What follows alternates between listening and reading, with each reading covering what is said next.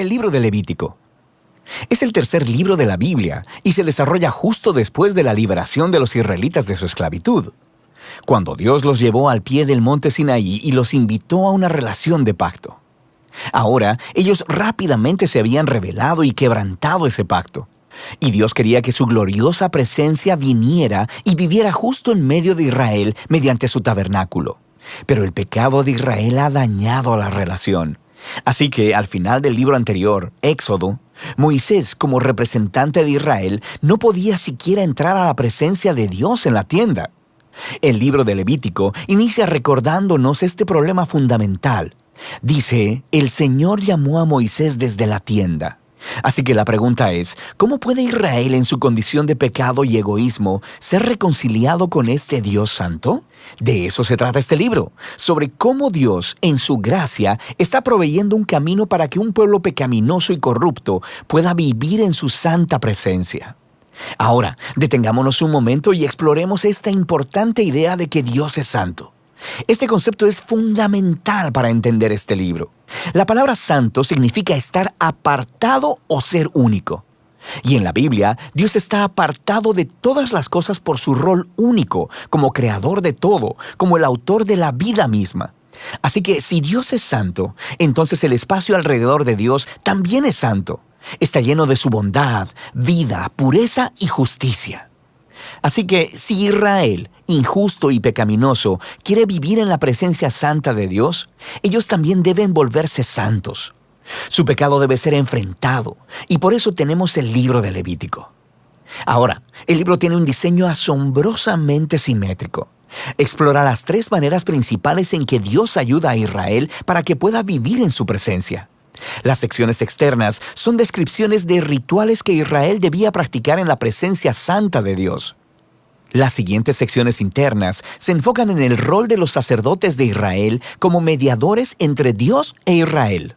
Y dentro de eso hay dos secciones que se enfocan en la pureza de Israel. Y luego, justo en el centro del libro, hay un ritual clave, el Día de la Expiación, el cual provee unidad a todo el libro. El libro concluye con una breve sección donde Moisés llama a Israel a ser fiel a este pacto.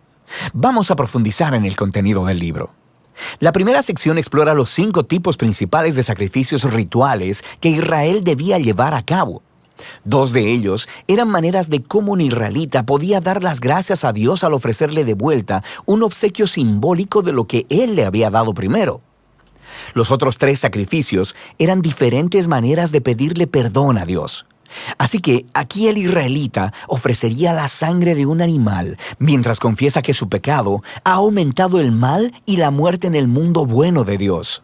Pero Dios, en lugar de destruir a esta persona, por supuesto que quiere perdonarla. Así que el animal muere simbólicamente en su lugar y hace expiación, lo que significa que cubre su pecado. De manera que a través de estos rituales, los israelitas eran constantemente recordados de la gracia de Dios, pero también de su justicia y de la seriedad de su propia maldad y las consecuencias. El segundo grupo de rituales establecen las 7 fiestas anuales de Israel, y cada una de ellas cuenta una parte diferente de la historia sobre la manera en que Dios los redimió de la esclavitud en Egipto y los llevó a través del desierto hacia la tierra prometida. Y al celebrar estas fiestas de manera regular, Israel recordaría quién era y quién era Dios para ellos. Ahora, la sección sobre los sacerdotes de Israel.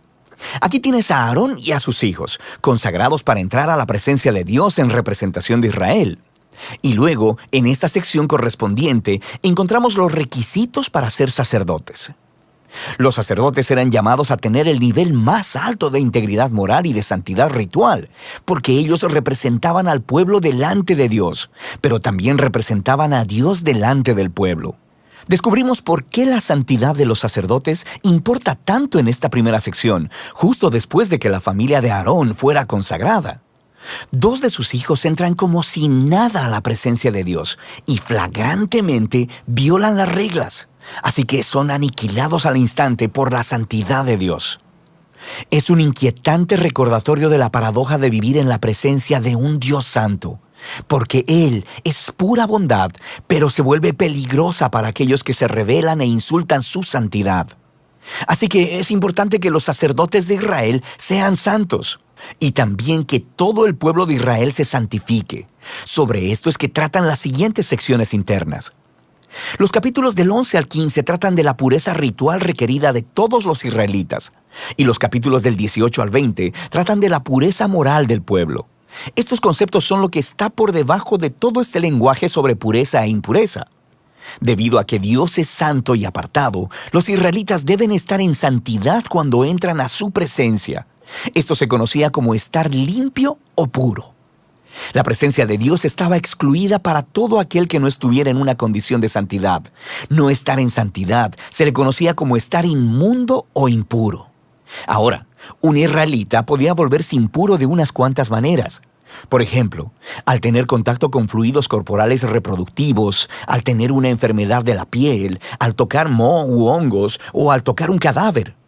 Para los israelitas, todos estos elementos estaban asociados con la mortalidad, con la pérdida de vida, lo que nos lleva al simbolismo central de estas instrucciones.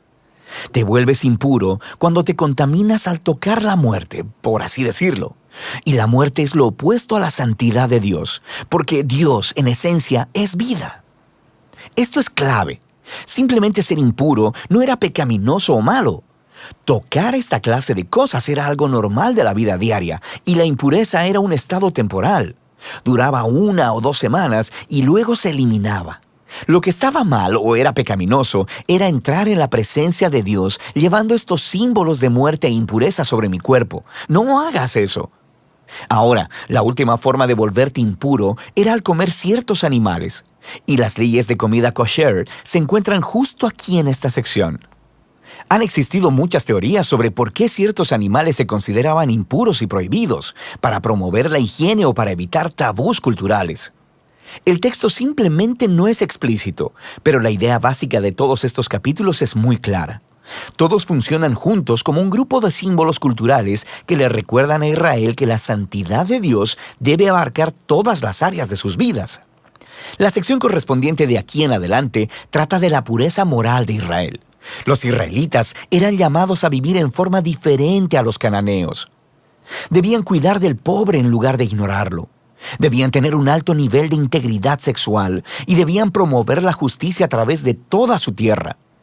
Ahora, aquí en el centro del libro nos encontramos con una larga descripción de una de las fiestas anuales de Israel, el Día de la Expiación. Probablemente, no todo pecado y rebelión de los israelitas sería cubierto a través de los sacrificios individuales. Así que una vez al año, el sumo sacerdote tomaría 2 machos cabríos. Uno de ellos sería ofrenda de purificación para expiar los pecados del pueblo, y el otro se llamaba el macho cabrío expiatorio. El sacerdote confesaría los pecados de Israel y simbólicamente pondría su mano sobre este macho cabrío y luego sería enviado al desierto. De nuevo, esta es una imagen muy poderosa del deseo de Dios de que el pecado y sus consecuencias fueran quitados de entre su pueblo, de modo que Dios pueda vivir en paz con ellos. El libro concluye con Moisés llamando a Israel a ser fiel a todos los términos del pacto, y él describe las bendiciones de paz y abundancia que vendrán como resultado de Israel obedecer todas estas leyes. Él también les advierte que si son infieles y deshonran la santidad de Dios, resultará en desastre y eventualmente en exilio de la tierra prometida a Abraham. Ahora, si quieres ver cómo Levítico encaja con la gran narrativa, es útil mirar la primera oración del siguiente libro de la Biblia, Números. Comienza diciendo que Dios le habló a Moisés en la tienda. Así que podemos ver que Moisés ahora es capaz de entrar a la presencia de Dios en nombre de Israel. El libro de Levítico funcionó. Así que a pesar del fracaso de Israel, Dios proveyó una manera para que sus pecados fueran cubiertos, para que Dios pudiera vivir en paz en medio de personas pecadoras. Y de eso se trata el libro de Levítico.